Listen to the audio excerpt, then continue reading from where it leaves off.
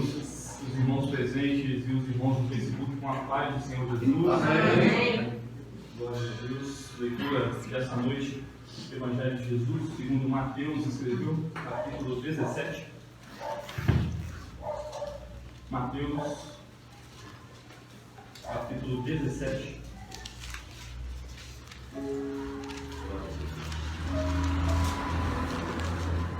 Glória a Jesus.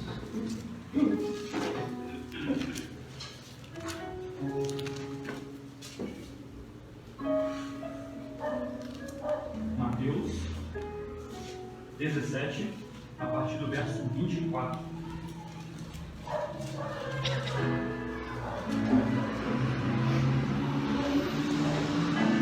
Amém? Amém. E chegando eles a Cafarnaum, aproximou-se de Pedro, os que cobravam as didracmas, e disseram: O vosso mestre não paga as didracmas? Disse ele: Sim. E entrando em casa, Jesus se antecipou, dizendo: Que te parece, Simão? De quem cobram os reis da terra os tributos ou os impostos?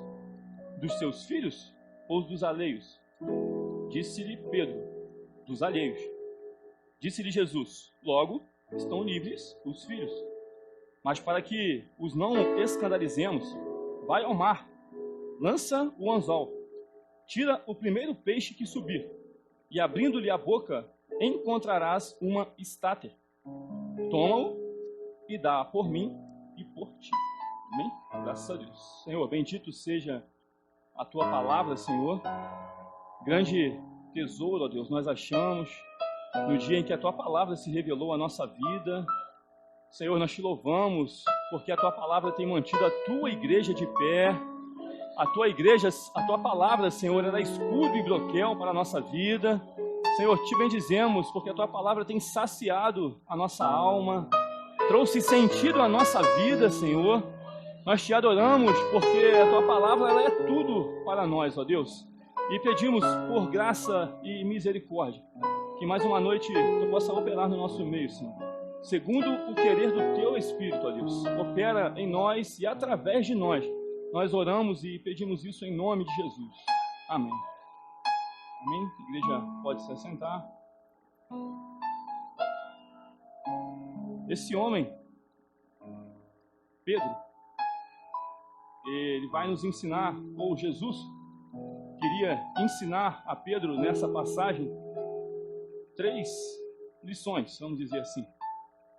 Um pouco sobre humildade, um pouco sobre paciência e um pouco sobre fé. Lembrando que esse homem um dia, na sua vida rotineira, estava fazendo o seu trabalho normalmente, pescador como era, trabalhador, homem digno, homem que tinha os seus afazeres. Um dia normal de sua vida, ele estava pescando e um homem aparece para ele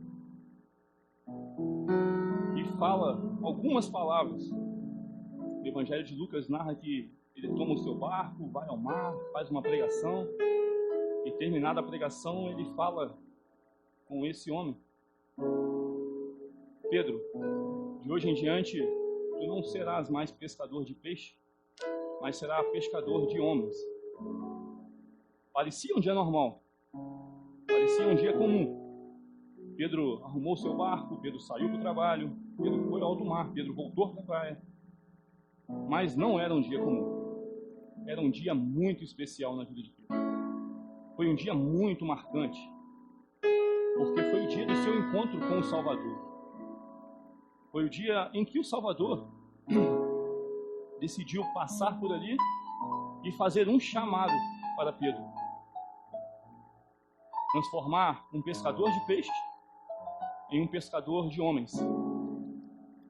E aí, Pedro então começa a sua trajetória com Cristo. E Cristo não o tornou famoso. Pedro não seguiu a Cristo por uma promessa de prosperidade terrena, de ampliar os seus negócios. Pedro não seguiu a Cristo porque Cristo prometeu dar um barco novo e muitos funcionários. Pedro seguiu a Cristo porque queria viver uma novidade de vida. Queria ver o que Cristo poderia fazer em sua vida. E o interessante é que o trabalho de Pedro durante toda a sua vida foi um trabalho de morte, se podemos assim dizer. Porque Pedro, ele pegava o seu barco, pegava as suas redes, ia para o alto mar, lançava as redes, pegava peixes vivos, tirava o peixe vivo, trazia para a terra e o peixe morreu. Então Pedro fazia um trabalho de vida para a morte. E quando Jesus fala com ele, te farei pescadores de homens, mudava todo o sentido. Estava mudando tudo na vida de Pedro. Porque a partir de agora, o projeto de vida de Pedro seria outro. Não mais da vida para a morte, mas agora seria pescar homens que estavam mortos e trazer para a vida. E ele aceitou esse desafio. Começou a caminhar com o mestre 3 anos, em um intensivo aprendizado, moldando o seu caráter, tendo ousadia, aprendendo sobre os mistérios do reino, aprendendo sobre fé, sobre cura. Durante 3 anos, esse homem teve realmente uma transformação de vida.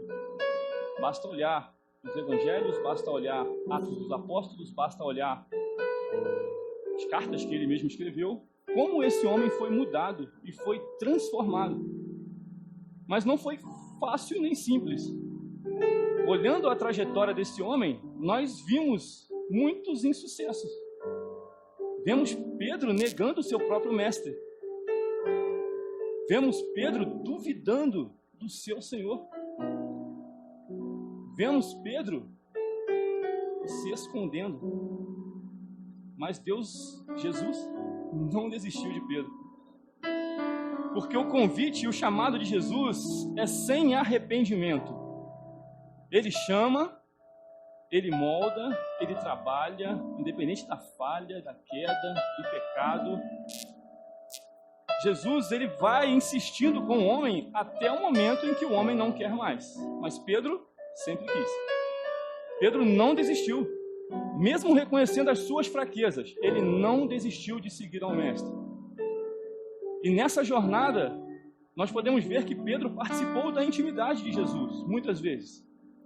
A cura da filha de Jairo, Pedro estava lá. Olha, tira todo mundo, João, entra comigo.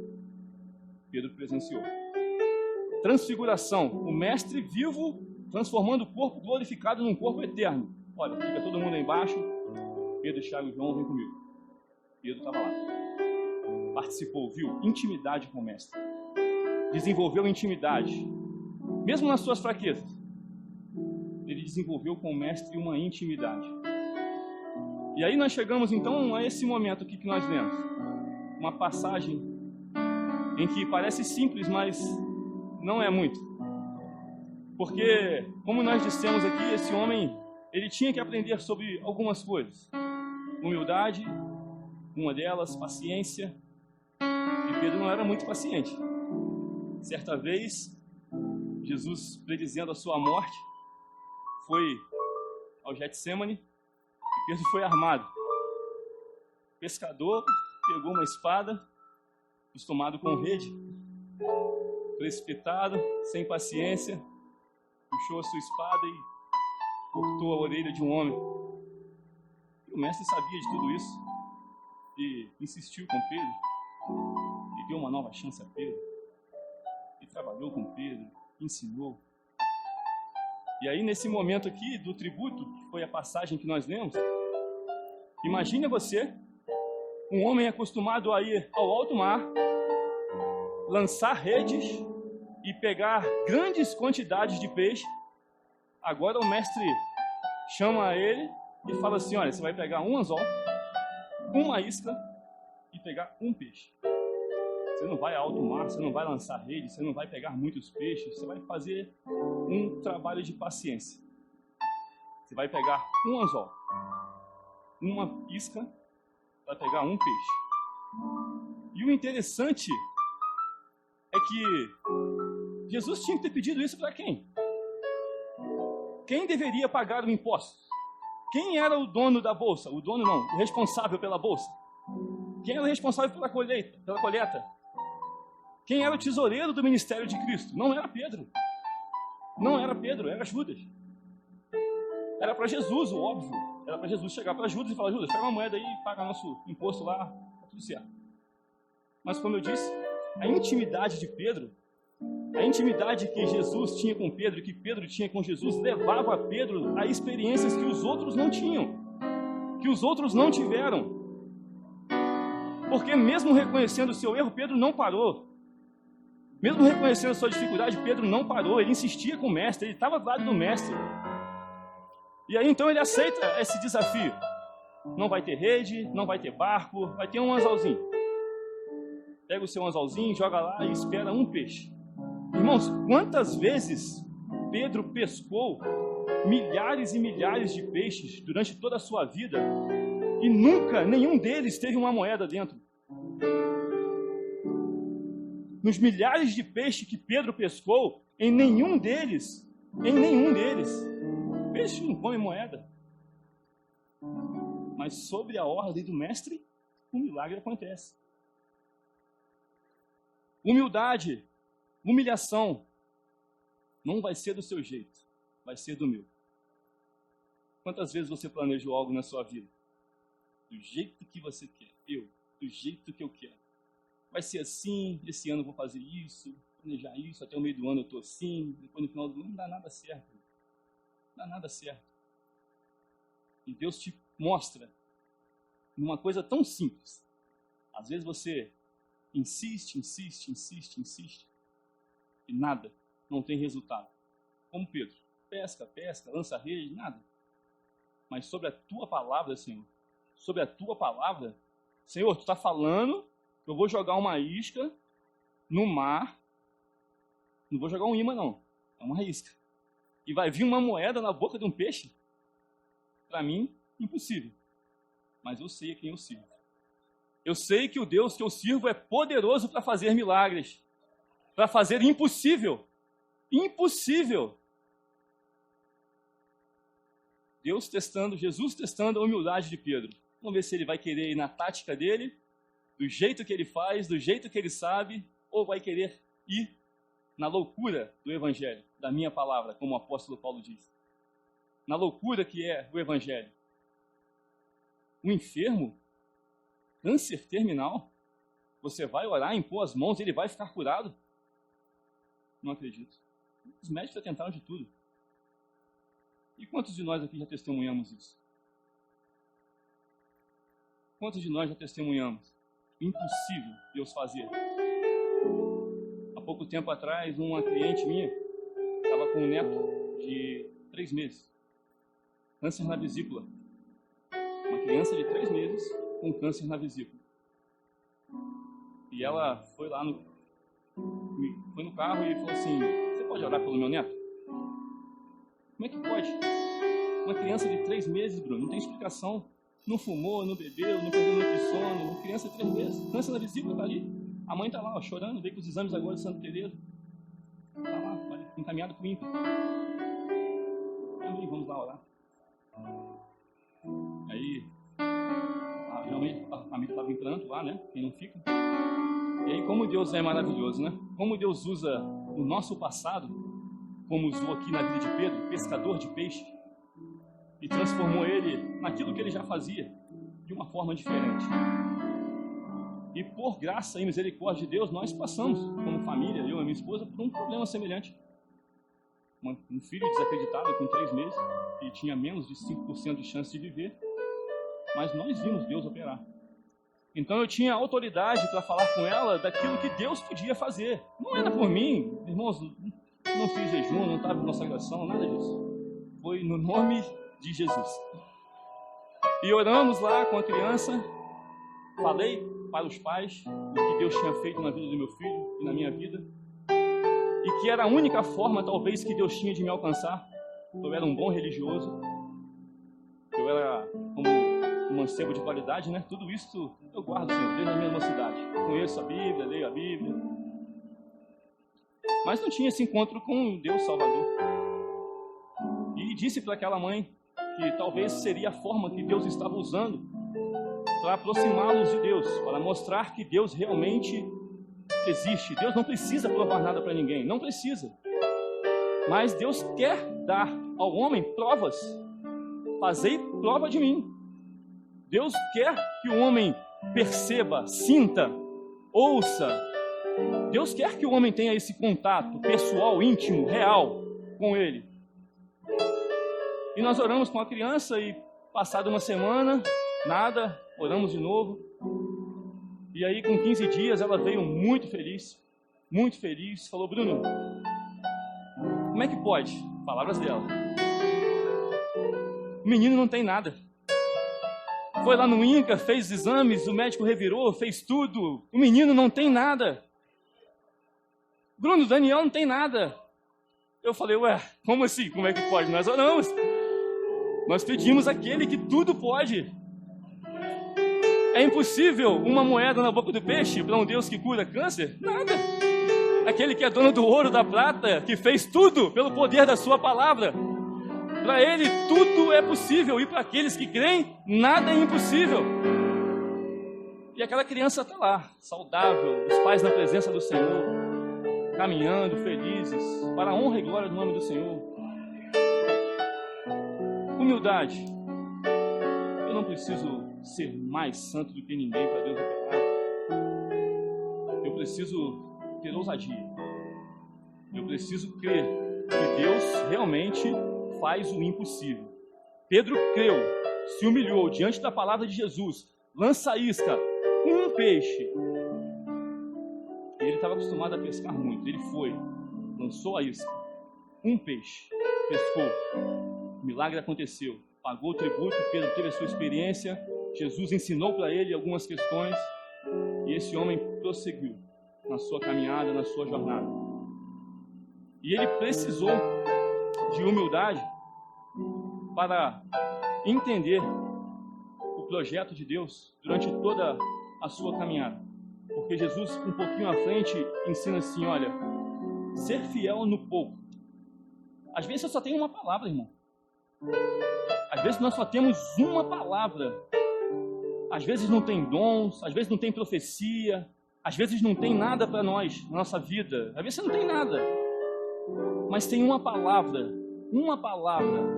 Ser fiel no pouco, crer no pouco, e sobre muito te colocarei.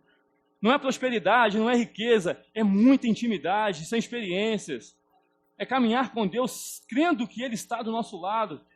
É cantar louvores, adorando, sabendo que Ele está aqui para receber a nossa adoração. É dessa forma. Pedro teve que ter paciência para esperar o Pentecoste. Ficar em Jerusalém até que do alto sejais revestidos de poder. Atos 2. E ele teve paciência, esperou. Deus trabalhando na vida dele, Cristo trabalhando. E ele se humilhando. Será que vai ser hoje? Amanhã?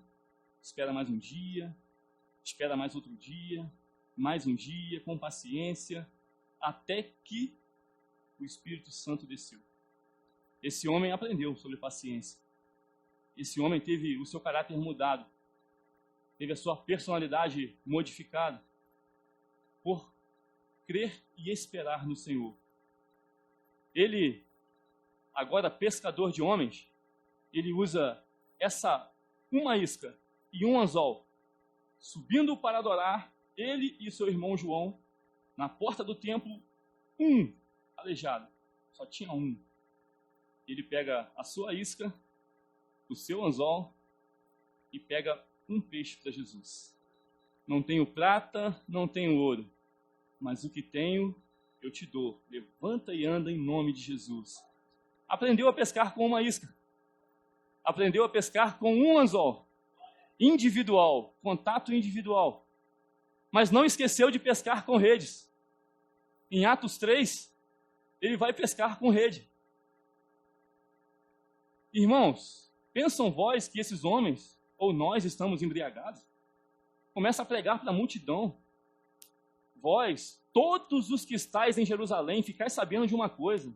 Começa a falar de Jesus, da morte, da ressurreição, do batismo no Espírito Santo. E lança a sua rede. 3.000 peixes vêm para Cristo. Aprendeu a pescar com um anzol, com uma isca, mas aprendeu a pescar também com redes. Cristo, ele vai agir de várias maneiras, de diversas formas. Mas ele quer o seu ide, ele quer o meu ide, ele quer o seu dispor, ele quer o meu dispor. Você está disposto a pescar um peixe? Você já pescou um peixe? Você já teve esse contato pessoal? Evangelizar, insistir, orar, discipular, trabalhar com pessoas, esclarecer. Um peixe. Às vezes a gente não precisa de muito. A Bíblia diz que, Jesus mesmo disse que em uma parábola ele deu 5 talentos para um, 2 para outro e 1 para o outro. Você tem que só multiplicar o que Deus te deu. Fazer aquilo que Deus te chamou para fazer. Esse homem aprendeu. E não era perfeito. Como eu e você não somos perfeitos e nunca seremos perfeitos. Se você olhar para a minha vida, você vai encontrar muitos defeitos. Se você perguntar para o meu filho, ele vai te falar muitos dos meus defeitos. Se você perguntar para a minha esposa, ela vai falar muitos dos meus defeitos. Deus não espera de nós perfeição. Deus não espera de nós perfeição. Deus espera de nós obediência, temor, uma vida entregue a Ele, com fé. Pedro precisou de fé para pescar aquele paralítico. Não é em meu nome, não é em nome de João, é em nome de Jesus. Eu sempre digo aos irmãos que essa experiência com essa criança que o Senhor curou, eu já orei várias vezes pelo meu filho e Deus nunca curou. Eu já fiz jejuns e Deus nunca curou ele. Mas o meu trabalho, a minha função, a função da igreja, a função de cada irmão é orar, é pedir, é insistir. Se Deus vai fazer ou não, não é minha responsabilidade, é de Deus. Quando eu faço, quando eu oro, quando eu peço, quando eu insisto, eu estou fazendo a minha parte, eu estou lançando a minha isca. Agora, se vai dar, se Deus vai multiplicar, se Deus vai fazer, não é. A gente ora. Deus curou? Louvado seja o nome do Senhor. Deus não curou? Continuamos orando. Continuamos insistindo. E Deus vai fazendo, Deus vai trabalhando. Vai aperfeiçoando a nossa fé. Vamos criando raízes. Pedro precisou trabalhar humildade, paciência e fé. Certamente Deus também deseja isso em nossa vida. Né? Um pouco mais de humildade, um pouco mais de paciência, insiste um pouco mais, espera um pouco mais de fé. Vamos acreditar um pouco mais. Deus tem coisas grandes a fazer em nós e através de nós.